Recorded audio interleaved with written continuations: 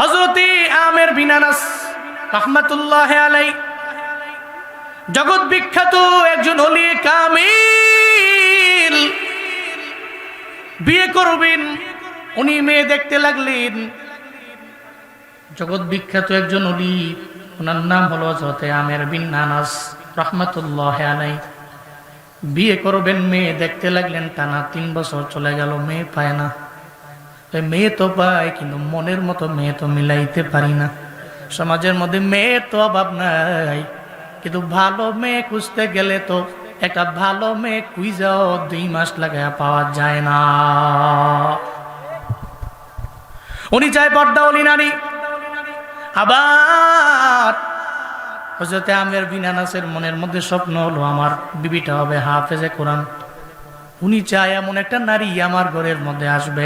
আগে থেকে নিয়ত করে নিল, গর্ভ থেকে যে সন্তানটা আসবে ওই সন্তান যাতে করে জামানার শ্রেষ্ঠ বড় একজন ইমাম হয় যাতে বড় আলেম, আবার অলিদের লাইনেও তাসাউফের লাইনেও যাতে আগায়া যায়, এমন একটা রমণী ঘরের মধ্যে আমি আনবো।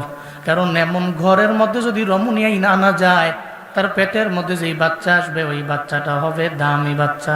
এই জন্যই তো আমরা এলাকার মধ্যে মানুষেরা কথায় কথায় বলে, কান্দে মাসুর মায় মন্দ নেয় সৈয়দ বংশের জি, গাইবালা তার বাসুর ভালা, দুধবালা তার ঘি, কান্দে মাসুর মায়। কথা বলেন ঠিক কিনা? গরু ভালো তো বাসুর ভালো, দুধ ভালো তো ঘি ভালো, মায়ের আমল আখলাক ভালো তো সন্তান ভালো। সন্দেহ আছে কোনো? মা ভালো তো গর্ভ থেকে যা আসবে তাও ভালো হবে। এই জন্যই তো আরবিতে প্রবাদ আছে, ইন্নাকা লা তাজনি মিনাশ শাউকিল ইনাবা। আপনি লাগাইলেন কাঁটাযুক্ত গাছ, আবার আশা করেন নাঙ্গুর ফল। এটা আশা করা ওটা বড্ড বোকামি। লাগাইলেন আম গাছ, চিন্তা করলেন আমি 1-1.5 বছর পেয়ে যাবো এই আম গাছ থেকে কাঁঠাল, তাহলে এটা যেমন বোকামি হয়ে যাবে। এমন একটা ঘরের মধ্যে রমণী ধরে আনলেন, যেই রমণীর চেহারা বড় সুন্দর, তার বডিও বড় সুন্দর। এই সুন্দর চেহারা দেখে সাদা চামড়ার মায়া ঘরের মধ্যে আনলা। এই ঘরের মধ্যে 1 ওয়াক্ত নামাজ পড়ে না, 24 ঘন্টার মধ্যে এমন কোনো নাটক সিনেমা নাই, দেখে না। রাত জায়গা নাটক সিনেমা দেখা ফজরের নামাজের সময় ঘুম থেকে জাগে না। আল্লাহর কসম 1 বার, আল্লাহর কসম 2 বার, আল্লাহর কসম 100বার করে বলতে পারি, ওই ঘর থেকে জীবনও কোনো দিন খাজা কুতুবউদ্দিন বখতিয়ার কাকিদের মতো সন্তান আসবে না। ওই গর্ভ থেকে শাহজালাল ইয়ামানির মতো সন্তান আশা করা যাবে না। শাহপরানের মতো এমন সন্তান আশা করা যাবে না। ওই গর্ভ থেকে আসবে ঐশীর মতো সন্তান, যে রান্দা দিয়া বাবারেও কুপায় মারেও কুপায়, ঠিক কিনা? এমন সন্তান আশা করা যাবে না। হযরতে আমের বিন আনাস টানা 3 বছর লাগে চিন্তা করতে লাগলেন, এরপরেও কোনো নারী মিলাইতে পারলেন না। একদিন নামাজ পড়ে, ফজরের নামাজের পরে উনি মসজিদ থেকে বের হয়ে গেলেন। যাওয়ার পরে তার একজন বন্ধুর সাথে মোলাকাত হয়ে গেল।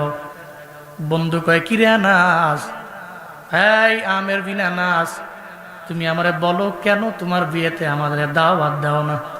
বন্ধুরে টানা 3 বছর হয়ে গেল, একটা মেয়ে এখনো আমার জন্য মিলাইতে পারলাম না। কি মেয়ে চাও তুমি আমায় বলো? আমার লাগবে এমন একটা মেয়ে, যে মেয়ে হবে পর্দাওয়ালি নারী, ঘরের লোকেরা ছাড়া বাইরের কোনো লোক তারা দেখে নাই, আবার সিনার মধ্যে 30 পারা কোরআনও আছে, এমন একটা নারী আমার লাগবে। কয় আমার সন্ধানে আছে। কয় কি কালার একটু বলো না? বন্ধু বন্ধু তো কথাবার্তা। কয় মেয়েটা শ্যামলা হবে, অনেক কালো না আবার অনেক সুন্দরও না, শ্যামলা বর্ণের মাইয়া। কয় আমি তো এমনই খুঁজি, অনেক সুন্দরও লাগবে না আবার অনেক কালা হলেও চলবে না, শ্যামলা হলেই তো আমার চলবে।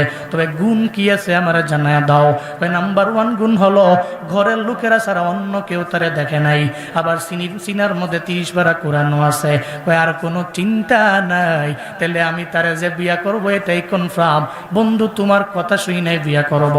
মেয়েটারও আমার দেখা লাগবে না, 3 বছর লাগে মেয়ে দেখি, আমি মেয়ে পাই না। ওই মেয়ের গার্ডিয়ানরে যা খবর দিয়া দাও, হযরতে আনাস বিন আমের বিন আনাস সে নিজেই বিয়ে করে ফেলবে, কোনো মেয়েরে একটা বারের জন্য দেখা করার তার লাগবে না। সে জানায় দিল। বন্ধু রওনা,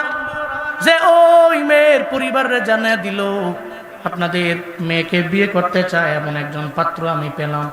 পাত্রের নাম কি? কয় পাত্রের নাম হলো আমের বিন আনাস রহমাতুল্লাহ আলাই।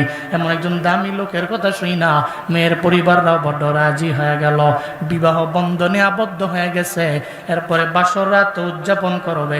বাসর রাত উদযাপন করতে যাইয়া যখন বিছানার মধ্যে আমের বিন আনাসের ওয়াইফ বসে রইল, আল্লাহর বান্দা আমের বিন আনাস ওলি বাসর রাত উদযাপন করার আগে শুরুতেই তো আগে ওই নারীর দরবারে যায় না।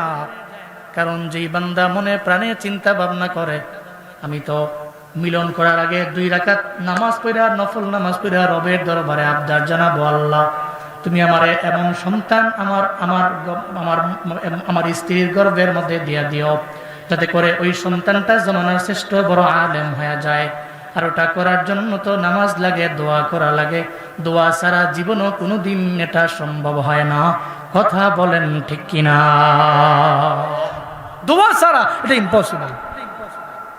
উনি শুরুতে গিয়া দেখা না কইরা রুমে ঢুকলেন, যায় নামাজ বিছায়া দিলেন। সুবহানাল্লাহ পড়বেন না?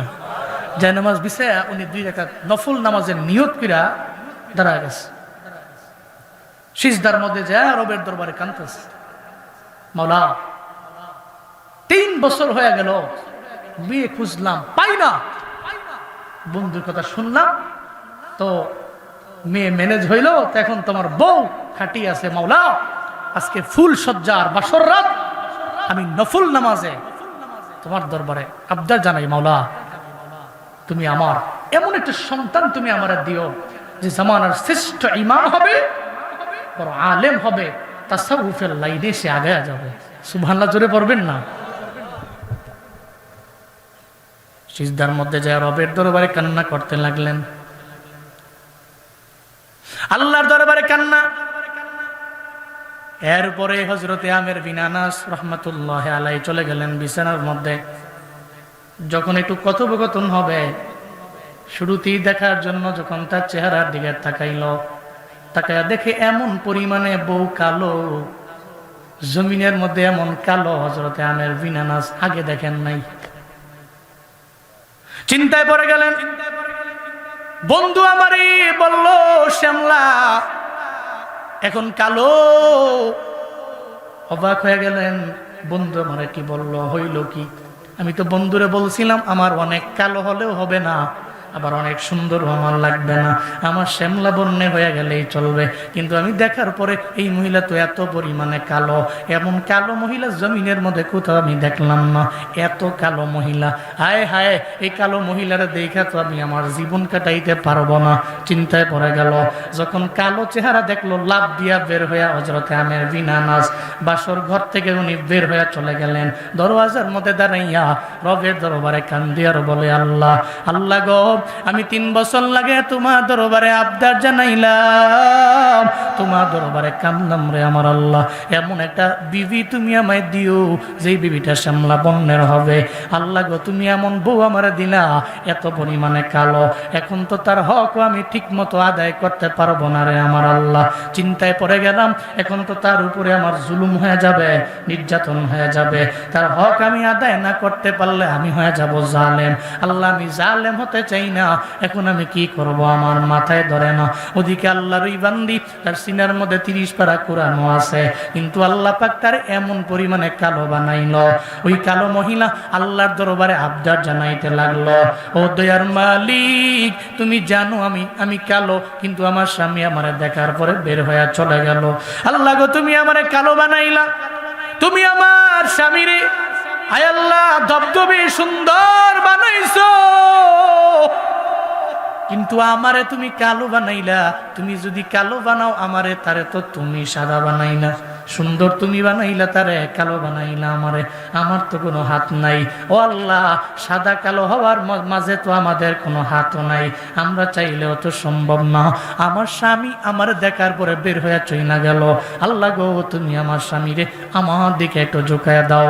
এটা বইলা লাভ দিয়া ঘর থেকে বের হয়ে তাকায় দেখে হযরতে আমের বিন আনাস, উনিও চোখের পানি ফেলে রবের দরবারে কান্না করে, যে কয় স্বামী আমার আপনি মনে হয় আমার দেখার পরে, কালো দেখার পরে আপনার মাথা মোটাই নষ্ট হয়ে গেছে।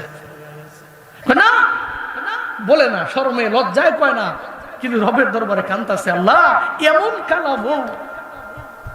আপনি দেখাইছেন একজন মহিলা মাইয়া বিয়ে করবেন, দেখাইছেন শ্যামলা অথবা সুন্দর, বাসর ঘরায় দেখেন যে এটার মতো এমন কালা।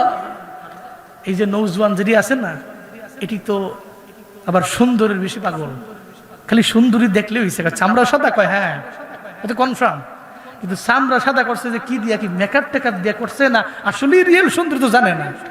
তো যখন দেখতে গেছে এমন মেকআপ বাইরাইছে, ও তো দেখা কয় আব্বা ওয়ান পিস পাইয়া গেছি। যারে পাইছিলাম চাইছিলাম মনের মতো পাইয়া গেছি আব্বা, কোনো কথা নাই। আব্বা আমায় কয় রাখ, পরিবার দেখন লাগবো, বংশ দেখন লাগবো, খালি একটা মায়া ধরে ঘরের মধ্যে আনলেই তুমি যে অনেক সুখী হবা, এটা না কি। আর আব্বা আমার কথা শুনে কয় দেখছি সুন্দরী, বিয়ে আনি হবে। মাইয়ারে আনছে, বাসর ঘরও দেখছে ঠিকঠাক, 2-3 দিন পরে দেখা যায় খাইছে রে, এটা তো সুন্দর না, এটা তো কালা মাইয়া, কিন্তু মেকআপ দিয়া এমন সুন্দর করছে। এই জন্য যুবকরা ইন ফিউচারে বিয়ে করতে গেলে কেয়ারফুল। আল্লাহ যুবকদের কবুল করেন, জোরে পড়ে না আমিন। আল্লাহ সবাইকে সঠিক বুঝ দান করেন, চিল্লা পড়ে না আমিন। তো হযরত আমের বিন আনাস কয়, না আমি তোমার সাথে রাগারাগি না, এমনি আমি দৌড় দিয়া বের হয়ে আইলাম। তাহলে চলেন, উনি তো যাইতে বাধ্য, বাসর রাত তো, রবের কুদরত। আল্লাহ তো চায় অন্তত পক্ষে একটা বারের জন্য হলেও এক রাতে তারা একসাথে থাকুক, এটা মাওলা চায়। একসাথে এক রাত কাটালেন। এরপরে ফজরের নামাজের আজান হয়ে গেল, নামাজে মুসল্লা নিয়া দাঁড়ায় গেছে এদিকে আমের বিন আনাসের ওয়াইফ, আর উনি চলে গেলেন মসজিদে। মসজিদের মধ্যে যায় রবের দরবারে আবদার জানাইতে লাগলেন, আল্লাহ কি করব আমি তো ওই এমন এক রমণীগরের মধ্যে আনলাম, আমার তো মনটাই টানে না, তার উপরে জুলুম হয়ে যাবে, আমি তার হক সুন্দর করে আদায় করতে পারবো না, মাওলারে আমি জালেম হয়ে যাব। আল্লাহর দরবারে বলতে লাগলেন। একটা পর্যায়ে চিন্তা করলেন, আমি এলাকার মধ্যেই থাকবো না, আবার আমি তার তালাকও দিব না, চলে যাব আমি এলাকা সাইরা, অত্র অঞ্চল সাইরা, দেশ সাইরা, অন্য একটা দেশের মধ্যে আমি চলে যাব। হযরত আমের বিন আনাস ফজরের নামাজের পরে রওনা হয়ে হাঁটতে হাঁটতে ওই দেশ ছেড়ে অন্য একটা দেশের মধ্যে উনি গিয়ে পাড়ি জমালেন। এদিকে ওয়াইফ তো অপেক্ষায় আছে, কত সময় হযরত আমের বিন আনাস আসবে। উনি তো ঘন্টার পর ঘন্টা চলে যায়, অপেক্ষায় থাকে, কিন্তু দেখে আমের বিন আনাস নাই। চিন্তায় পড়ে গেলেন, কই গেল আমার স্বামী? মানুষের দরবারে জিজ্ঞেস করে, কয়ে দেখছি তোমার স্বামী এই দেশ থেকে অন্য একটা দেশের মধ্যে রওনা। হায় হায়, আজকে আমি কালো দেখে আমার স্বামী আমার সাইরা দিয়ে এই অঞ্চল থেকে অন্য একটা অঞ্চলের মধ্যে চলে গেল। উনি চোখের পানি ফেলায় রবের দরবারে বলে, আল্লাহ গো তুমি আমারে কালো বানাইলা, এই কারণে বুঝি আজকে আমার স্বামী আমারে দেখতে পারে না। আমার স্বামী বাসর রাতের পরের দিনে চলে গেল দেশ সাইরা অন্য দেশে। ও আল্লাহ, তবে আমার কোনো চিন্তা নাই। আল্লাহ গো, আমরা তো গত রাতের বেলা একসঙ্গে আমরা থাকছিলাম, এই কারণে যদি তুমি আমার গর্ভের মধ্যে একটা সন্তান যদি তুমি আমায় দাও, আমি জানি আমি হব মা, আর মা যদি দোয়া করে তুমি নাকি খালি ফিরায় দাও না। ও দয়ার আল্লাহ, আমি তোমার দরবারে আবদার জানাই, তুমি আমার গর্ভে এমন একটা সন্তান দিও, যেই সন্তানটা জামানার শ্রেষ্ঠ বড় একজন ইমাম হয়ে যাবে, বড় একজন আলেম হয়ে যাবে, তাসাউফের লাইনেও আগায়া যাবে, জামানার শ্রেষ্ঠ একজন ওলি হয়ে যাবে। রবের দরবারে আমের বিন আনাসের বিবি রবের দরবারে আবদার জানায়। এভাবে দিনাতি পাঠ করতে লাগলেন। হযরত আমের বিন আনাস তো চলে গেছে, দেশ সাইডে অন্য দেশের মধ্যে চলে গেল। উনি যখন বিয়ে করছেন তখন বয়স হলো 25 বছর। টানা 25 বছর আবার ওই দেশের মধ্যে গিয়া উনি রইলেন। তাহলে ওনার বয়স কত দাঁড়াইলো বলে? 50 বছর হয়ে গেল। 25 বছরে বিয়া, ওই দেশের মধ্যে গিয়া থাকলেন 25 বছর, 50 বছর হয়ে গেল। 50 বছর যখন হয়ে যায় তখন তো আস্তে আস্তে উনি বার্ধক্যের দিকে উপনীত হচ্ছে। বয়স যখন 50 হয়ে গেছে তখন দেশের প্রতি হঠাৎ করে মায়া জাগছে। হায় রে, দেশের জানি কি হালাত, একটু যাওয়া লাগবে, দেশের অবস্থা আমার বোঝা লাগবে। হযরতে আমের বিন আনাস এই চিন্তা করে 50 বছরের বয়সের একটা মুরব্বী যখন রওনা হয়ে হাইটা রওনা হয়ে যাব আমি আবার আমার পুনরায় আমার দেশে। উনি যখন ওনার দেশে আসলেন, ওনার দেশে এসে দেখে আগে যে একটা ছোট মসজিদ ছিল এখন ছোট নাই, অনেক বড় একটা মসজিদ। 25 বছর ব্যবধান। ওই জায়গায় ছিল ছোট মসজিদ, এলাকার বড় একটা জামে মসজিদ।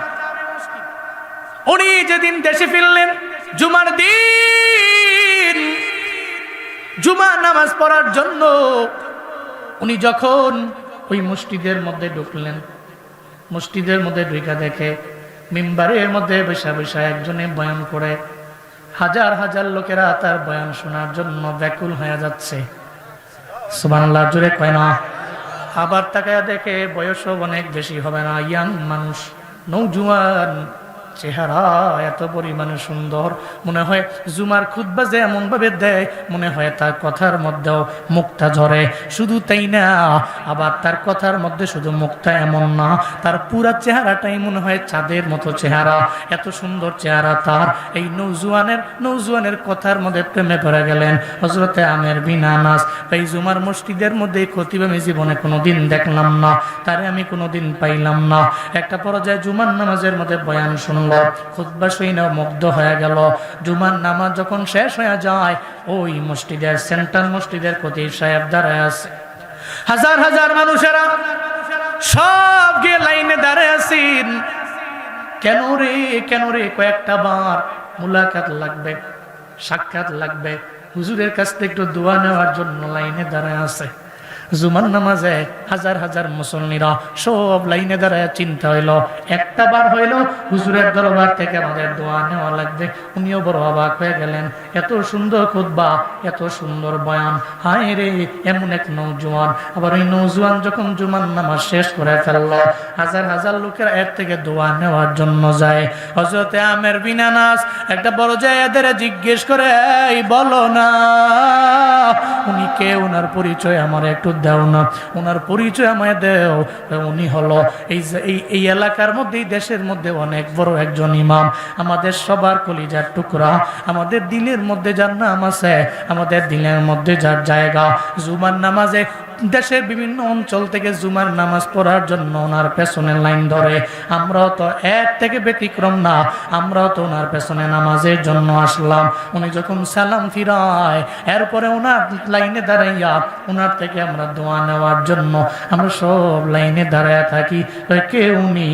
উনি হলো এই জামানার সবচেয়ে বড় ইমাম হযরতে ইমাম মালিক রহমাতুল্লাহ আলাইহি। চিল্লায়া পড়া যাবে কি মারহাবা।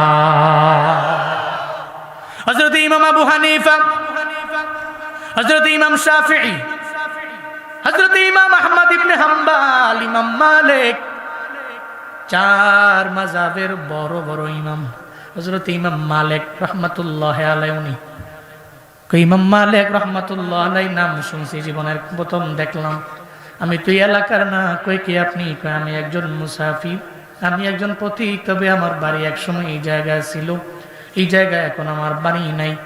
হযরতে আমের বিন আনাস রাহমাতুল্লাহ আলাইহি উনি সঙ্গে সঙ্গে নামাজ শেষ করলেন, হযরত ইমাম মালিকের সঙ্গে মুলাকাত করলেন। মসজিদ থেকে উনি বের হলেন না। ইমাম মালিক বলে, কে আপনি? কই আমি একজন মুসাফির, আমি একজন ইবনু সাবিল, আমি একজন পথিক, অন্য একটা দেশ থেকে গমন করে আমি এই দেশের মধ্যে আসলাম। কই মসজিদের মধ্যে আপনি থাকেন?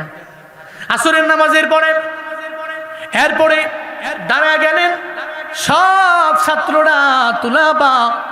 ইমাম মালিক রহমাতুল্লাহ আলাইহি উনিও বসে আছেন, দর্সের কিতাব নিয়ে বসে আছেন। যখন উনি এদেরকে শিক্ষা দিবেন সমস্ত তুলাবারা ওনার সামনে, তুলাবাদের মাঝে কেউ অনেক জুয়ান, আবার কেউ অনেক বুড়া, এমনকি ওনার বয়সের চাইতে ইমাম মালিক রহমাতুল্লাহ আলাইহির বয়সের চাইতে আরো অনেক বড় বয়সী ব্যক্তিরা কিতাব লয়ে লয়ে ওনার পেছনে পেছনে দৌড়ায়। উনি অবাক হয়ে গেলেন, আল্লাহ পাক ওনার দাম এত বাড়াইয়া দিছে, ওনার সম্মান আল্লাহ এত বাড়াইয়া দিছে। উনি মনে মনে চিন্তা করে, হায় রে, আল্লাহ তো আমার যাই বিয়া করার আল্লাহ তৌফিক দিছিল, কিন্তু আমি যদি ঠিক মতো থাকতাম, আল্লাহ যদি আমার একটা সন্তান আমার এমন দিয়া দিত, তাহলে আমার কপাল কি পরিমাণে খুলে যেত। আজকে আমার সন্তানও নাই, আমার বিবির তো কোনো খবর নাই। উনি চোখ দিয়া ঘুরে ঘুরে পানি পড়ে, আর ওই মসজিদের কিনারার মধ্যে উনি বসে রইল। ওদিকে ইমাম মালিক রাহমাতুল্লাহ আলাইহি, ওনার সামনে হাজার হাজার তুলাবা, এরা সব বসে রইল। ইমাম মালিকের সামনে হযরতে আমের বিন আনাসও আছে। যখন দর্শ শেষ হয়ে গেল, হঠাৎ করে বলতে লাগলো, ইমাম মালিক, তোমার সঙ্গে আমার একটু কথা আছে, তুমি আমার সঙ্গে একটু কথা বলো। ইমাম মালিক রাহমাতুল্লাহ আলাইহি বলে, আসেন। সবাই চলে গেল। যখন দুইজনে একা হয়ে গেছে, ইমাম মালিক আছে সামনে, হযরতে আমের বিন আনাস। হযরতে আমের বিন আনাস বলে, আমি তো পথিক মানুষ, মুসাফির, এই এলাকায় আমার বাড়ি না, আমার বাড়ি তো অন্য এলাকায় বর্তমানে। তবে এই জায়গার মধ্যে আগে আমার এক সময় বাড়ি ছিল, এই জায়গায় আমার বসবাস ছিল। এই মসজিদ তখন ছোট ছিল, এখন তো বড় হয়ে গেছে। এখান থেকে 5 কিলোমিটার দূরে আমার বাড়ি, ওই জায়গার মধ্যে আমার বাড়ি। আমি তো এই জায়গার মধ্যে এক সময় বসবাস করতাম, কিন্তু এই জায়গায় আসলাম জামে মসজিদের মায়ায় পড়ে গেলাম। আপনার সুন্দর চেহারার মায়ায় পড়লাম, শুধু তাই না, আপনার যে তিলাওয়াত, ওই তিলাওয়াতের মায়া আমি পড়ে গেলাম। যদি আপনি আমাকে একটু পারমিশন দেন, অনুমতি দেন, আমি আপনার দরবারে একটা আবদার জানাবো। অসুবিধা নাই, বলেন, আমি আপনার আবদার পূরণ করার চেষ্টা করব। একটু আপনার বাড়িতে কি আমার রাখবেন? আপনার বাড়ির মধ্যে আমি থাইকা, আপনি নামাজে আসলে আপনার সঙ্গে করে আমার নিয়ে আসবেন, আমি আপনার পেছনে থাকবো, আপনারা আমি ফলো করব, আপনাকে অনুসরণ করব, আমি আমার জিন্দেগিটা আমি পরিপূর্ণ কাটায় দিব। ইমাম মালিক বলেন, অসুবিধা নাই, চলেন, আমার বাড়িতে আপনারে নিব। তবে আমার বাড়িতে আমার মা আছে, আমার তো বাবা নাই, আমার তো কোনো ভাই নাই, আমার তো কোনো বোন নাই, আমার মা শুধু ঘরে আছে। মা যদি পারমিশন দেয়, তাহলে আমি কাউরে ঘরের মধ্যে জায়গা দিতে পারি। আমার মা যদি পারমিশন না দেন, তাহলে ঘরের মধ্যে আমি কাউরে আর যাচ্ছি ফোন ধরে না। এমন হইতে পারে আপনারা ছেড়া ছুড়া দিয়া এ ভাগ্য যে কই যাবো, আপনি টেরো হইতেন না।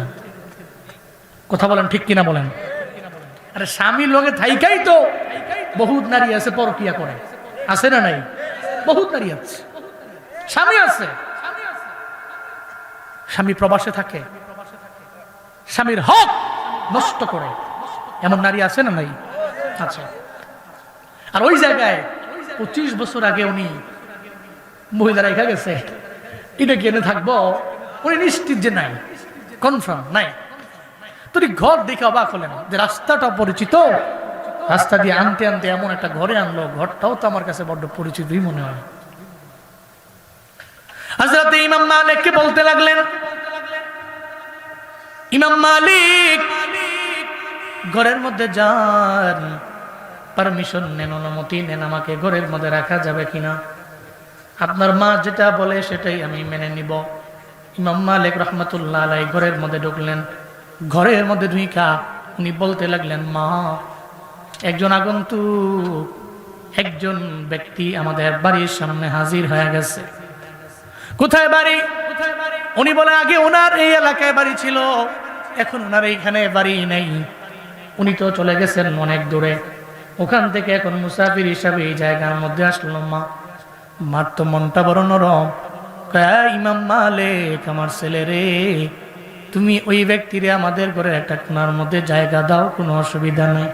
যদিও আমরা বড় গরিব, বড় অসহায়, এরপরেও তো আমরা কোনো জনপথিক যদি আমাদের দুয়ারের সামনে হাজির হয়, জীবনও কোনো দিন আমরা ফিরে দিতে পারি না। যেহেতু এলাকার মধ্যে ওনার বাড়ি ছিল, এখন নাই, উনি মনে হয় বড় কোনো ঝামেলায় পড়ে গেল, তাহলে ওনাকে ঘরের মধ্যে জায়গা দেওয়া যায়। হযরত ইমাম মালিক রাহমাতুল্লাহ আলাইহি যখন বললেন, অসুবিধা নাই, হাই মুসাফির আগন্তুক ব্যক্তি, তাহলে আপনি ঘরের মধ্যে ঢুকতে পারেন, কোনো অসুবিধা নাই। হযরতে আমের বিন আনাস যখন ঘরের মধ্যে একটা কোণার মধ্যে চলে গেছে, যেদিকেই তাকায় ওনার কাছে চিনা চিনা লাগে। 25 বছর আগে যা দেখছিলাম, এটা তো মনে হয় আমার ঘরই। হযরত ইমাম মালিকের একটা কোণার মধ্যে নিয়ে গেল, আর যা বলে, ও ইমাম মালিক, তুমি আমায় বলো এই ঘরটার মালিক কে, এই ঘরের মালিক কে, এই ঘরের মধ্যে কে ছিল, কে থাকে, এই ঘরকে তোমরা কোনো জায়গা থেকে কিনছো কিনা? ইমাম মালিক কয় না না, আমাদের বড় করুণ ইতিহাস আছে।